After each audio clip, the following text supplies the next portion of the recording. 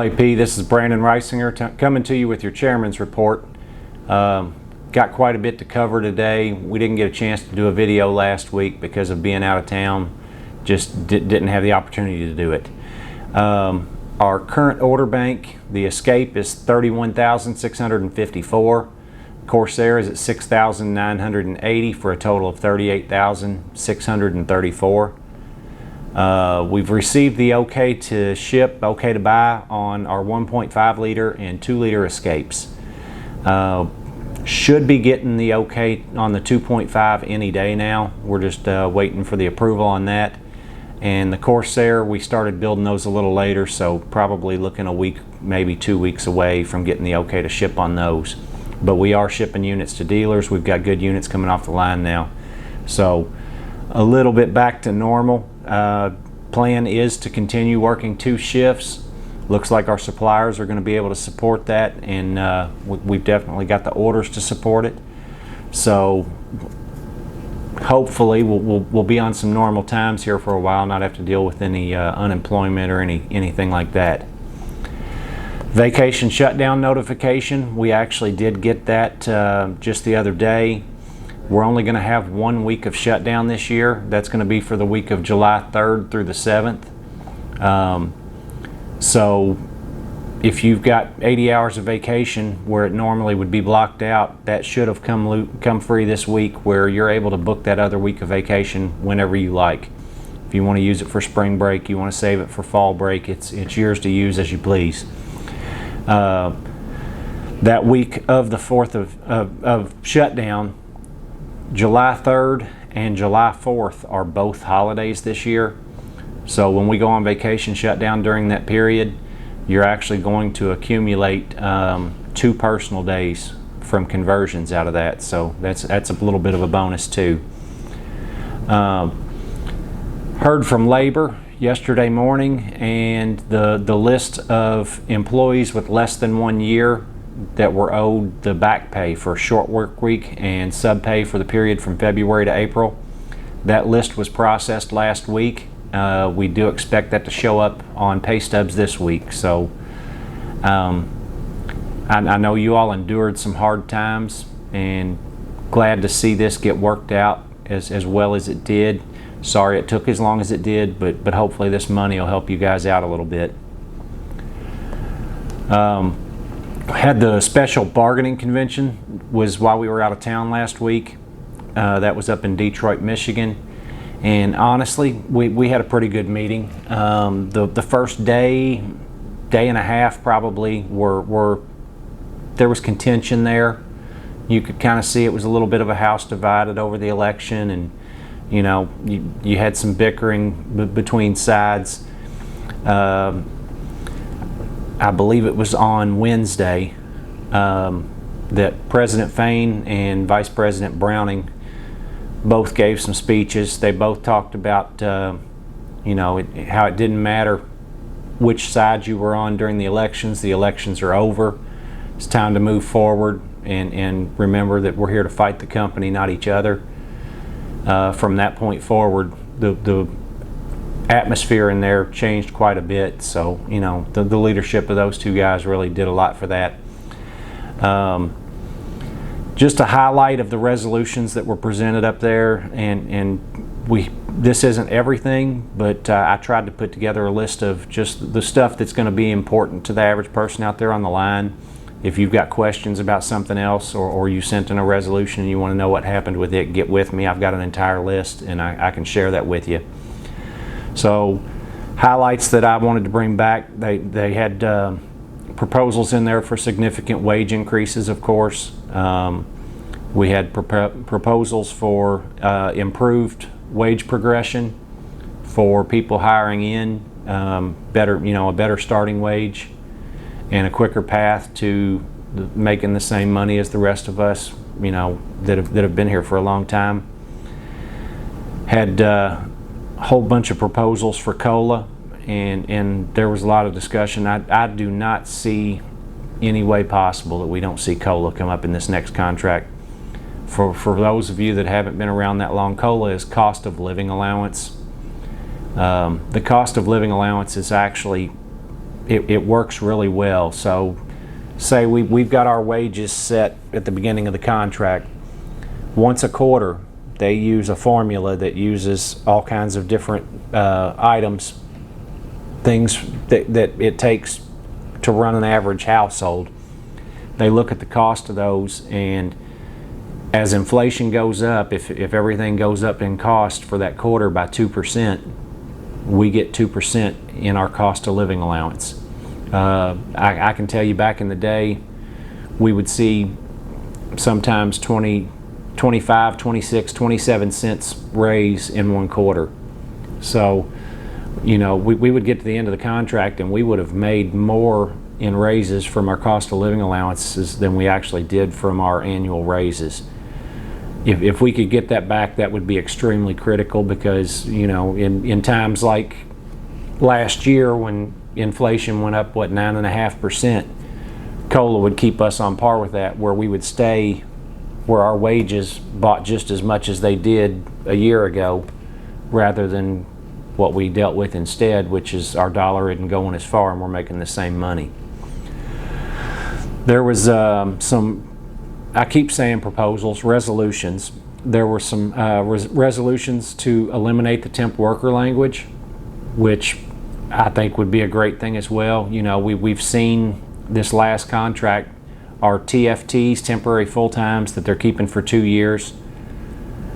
That's become our new second-tier worker in Ford Motor Company. We all know they're not temporary. We haven't seen them getting laid off or getting sent back out the door. They're just bringing them in like that so that they can pay them less money for 2 years. So just to see that go away would be a big deal as well.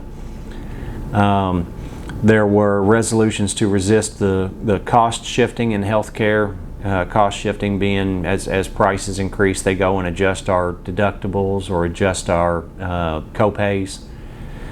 There were resolutions for improved retirements for both legacy and in progression workers. I can't sit here and tell you exactly what that's going to look like, but I do see some sort of improvement coming for folks everywhere from somebody out there with 45 years to the guy that just hired in last week. The last highlight that I wanted to hit on is one that was kind of near and dear to my heart, and most everybody here at LAP. There was a resolution to push for investment commitments and closing moratoriums. You know, right now we're in good shape. Our order banks aren't bad, but we've all heard the talk that the Escape in its current version may not be around after 2025.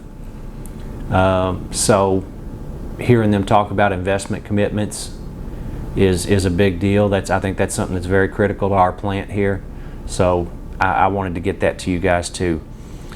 Again, if you've got questions about anything else, there were resolutions on things like ESSP, health and safety, community type stuff. There was a lot of stuff that I didn't cover just now, but if you've got questions about anything at all, hit me up. Like I say, I've got a list and I can share that with you. Another piece of news that came out last week, actually ended up having the meeting over a Zoom call from Detroit, was the announcement of a line speed reduction here at LAP. Now, you know, we've went through some line speed reductions in the past. For anybody that was around when we were building Explorers, we went from, I believe it was 84 jobs an hour down to like 66 or 7, and that was a tough time. They went through and readjusted every job in trim and chassis, most of the jobs in body and paint, and it was very hectic. Screwed up a lot of jobs, caused a lot of issues. This line speed reduction is a reduction of 6 jobs per hour, and so we were running 85 jobs an hour off the end of the line. That's going to come down to like 79. Back in chassis, they're actually going to reduce by a little bit less than that, and as you get over to trim, the reductions get less and less. Part of the goal of that is to set things up As you guys have noticed, trim runs 2/10 longer than chassis just about every day, and the flat top runs less than the back part of chassis. They're trying to line things up where we don't have to do that as much, which is going to cause the flat top to run more like an 8-hour on an 8-hour day instead of a 7.6 or a 7.7. I did want to hit on one thing. When it got posted the other day on Facebook, I saw a few people saying that why are we trying to spin this as a good thing? I'm not spinning this as a good thing. I'm not sitting here telling you how it's great. You know, the union's job is to protect jobs and to create new jobs. So if we had our way, we'd have 5 shifts in here that handed the tool off to the next shift, running 7 days a week, and the lines would never stop, and we'd run 90 an hour. We always want to create and protect jobs. While we weren't trying to spin it as a good thing, we were also trying to avoid panic, because this isn't a panic moment. A 6 JPH job drop is not something where it's going to critically affect everybody in the building. Nobody in the building is getting laid off. Nobody's going to be on the street. Nobody's getting transferred. Everybody's staying right where they are. From what I've seen from the company, the target looks to be about 20 operations per shift. So they're looking to reduce 20 jobs, and that's not just in trim and chassis, that's plant wide. So I mean, it's not going to be a huge effect. I would say for the most part, most jobs in here won't get touched.